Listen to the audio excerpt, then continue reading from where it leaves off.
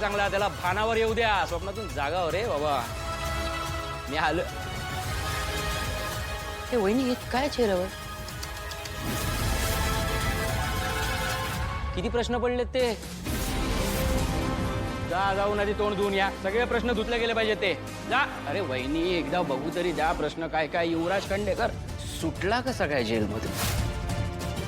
मी तर ऑफिसरला सांगितलं होतं की याला सोडायचं नाही म्हणून, तरीही युवराज सुटला. हा? आणि काय लिहिलंय? युवराजची सुटका केली कोणी? काय मिळणार? मिळणार सगळ्या प्रश्नांची उत्तरं मिळणार आणि सगळ्यांना मिळणार. युवराज खांडेकर इथे कसा आला? कसा? जसा गेलो तसा आलो. खूप दुखतंय का रे? नाही मी ओके आहे. यांना जरा दुखतं वाटतं. मी आलो ते पटलं नाहीये सगळ्यांनाच. कोणाला पटवा न पटो, तमाम सबूतों और गवाहों को मद्देनजर रखते हुए ऑफिसर जे इस नतीजे पे पहुंची है कि युवराज खांडेकर को बाइज्जत रिहा किया जाता है. बाइज्जत करते का? बाइज्जत.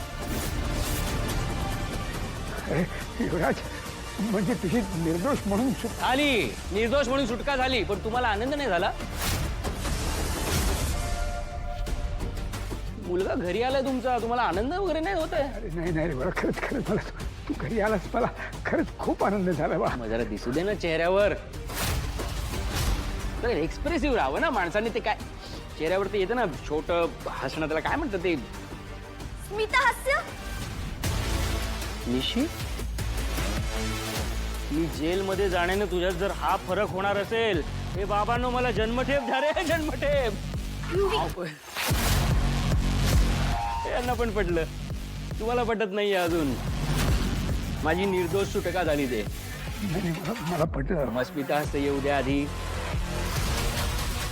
की नाही वाटत आहे बरं तुम्हाला? खरंच बरं वाटतंय मला. पण आला आता मला बरं वाटलं. पण आला की नाही यांच्याकडनं? चला विचारा.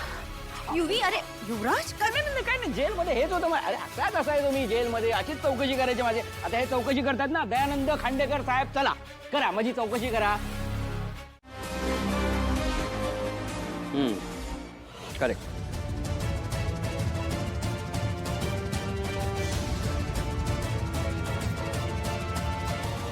हे विजले.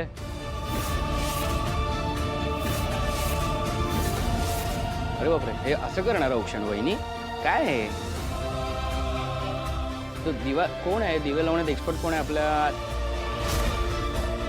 हेल्पर? या दिवे लावा. अरे लाजू नको रे. ये ये ये. न्यूज दिली होतीस ना, तिथे दिवे लावले होतेस ना बरोबर माझ्या नावाने? हो ना, खोटी बातमी दिली आणि हो माहिती आहे ना मला. काय मस्त गेम केला रे तू नवरा बायकोनी माझा. तू खोटी साक्ष दे, मी खोटी बातमी देतो है ना. युवराजचा आणि गुलाबचा संबंध आहे का रे? संबंध आहे. आणि असता तर माझी निर्दोष सुटका झालीच ती का? मला एवढं सांगा. त्यामुळे माझा आणि गुलाबचा काही संबंध आहे नाही ना? मग त्याची न्यूज झाली पाहिजे की माझा आणि गुलाबचा काहीही संबंध नाहीये. आणि ही न्यूज तू करणार केदार, तू. आणि जोपर्यंत ही न्यूज हा करत नाही तोपर्यंत या घरातल्या कोणाशीच माझा संबंध नसेल. आता उद्या ऑप्शन. चला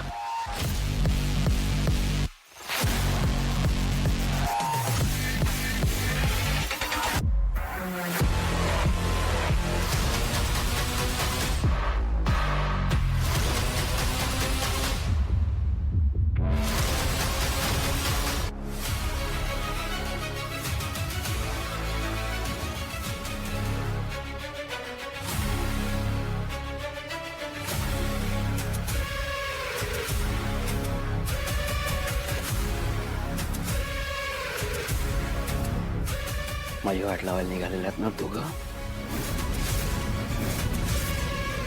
आता युवराज हात धुवून तुमच्या मागे पडणार. ते बातमीचं बघा जरा.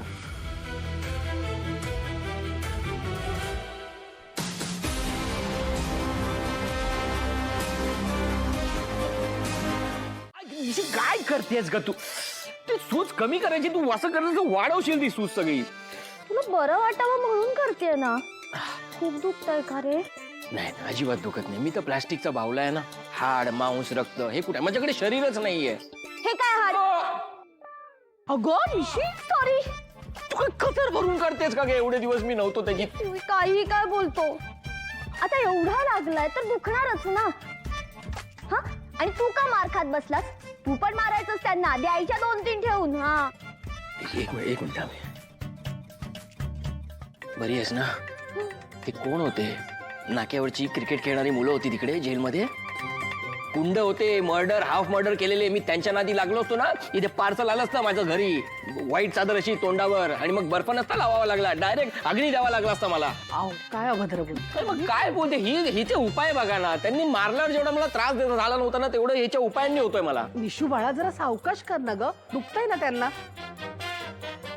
आणि जावई बापू, तुम्हाला काय वाटलं त्या जेलमध्ये असलेले गुंड जास्त धोकादायक होते तुमच्यासाठी? हा, त्यांच्यापेक्षा जास्त धोकादायक काहीच नाही असं वाटलं का तुम्हाला? मला वाटलं प्रोडक्ट मध्ये खराबी आहे, फॅक्टरीत प्रॉब्लेम आहे सगळा. काय फॅक्टरी? काय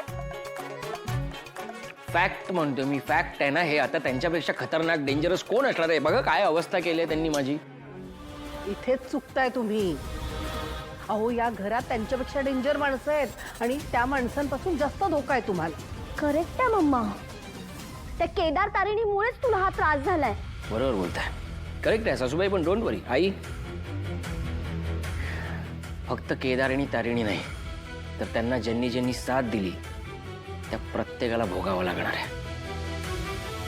एवढ्या रात्री मी जेलमध्ये होतो, जेवढा त्रास मला सहन करावा लागला, जेवढा टॉर्चर सहन करावा लागला ना, त्याच्यापेक्षा 10 पट त्यांना सहन करावा लागणार आहे. हा युवराज खांडेकर आता कोणालाच नाही सोडणार.